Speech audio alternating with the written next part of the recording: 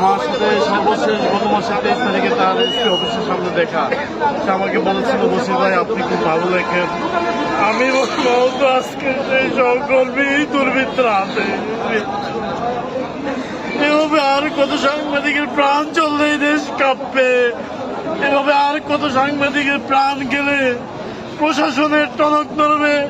আজকে এই যে জায়গা আমি দাঁড়িয়ে আছি, এই জায়গাটি এখানেই আমাদের প্রিয় সহকর্মী হত্যাকাণ্ডের শিকার হয়েছে। আজকে বাংলাদেশে ইসলামী আন্দোলনের পক্ষ থেকে এই মাত্র তারা প্রতিবাদ করেছে। তাদেরকে আমরা সাংবাদিক সমাজের পক্ষ থেকে সাধুবাদ জানাই। তারাই সর্বপ্রথম এগিয়ে আছে।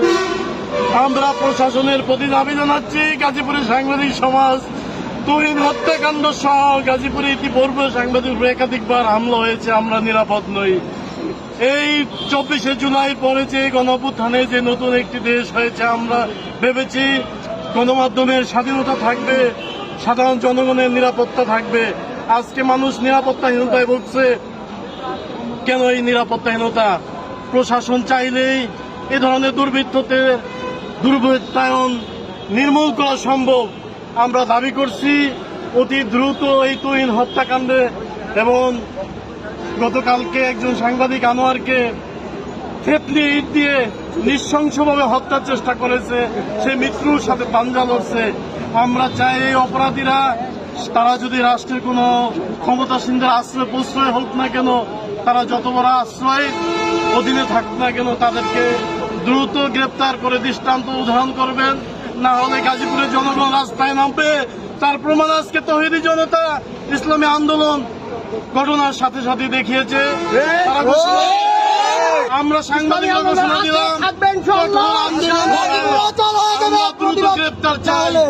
আমাদের প্রিয় সহকর্মীরা, সাংবাদিক ভাইয়েরা, আপনারাও সোচ্চার হন।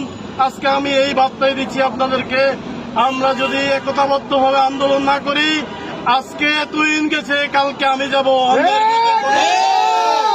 তুহিনের আইডি থেকে 4 ঘন্টা আগে পোস্ট আছে, রাষ্ট্রের কল্যাণ নিয়ে সে পোস্ট করেছে। এই রাস্তায় জনগণ চলাচলের অসুবিধা এই পোস্ট করেছে, তুহিনের আইডিতে আছে। আমরা কিছুক্ষণ আগে জানতে পারছি এই সন্ত্রাসীরা এখান দিয়ে মহড়া দিয়েছিল, তাদের ভিডিও করেছিল। সেই ভিডিওকে ধারণ করার কারণেই তাকে দৌড়িয়ে আসে এখানে। সর্বশেষ সে আশ্রয় নিতে চেয়েছিল এই দোকানটির ভিতরে, এখানে সামনে কুপিয়েছে। আমি মনে করি এখানে অনেকগুলো সিসি ক্যামেরা ফুটেজ আছে, প্রশাসন অতি দ্রুত তাকে চিহ্নিত করতে পারবে।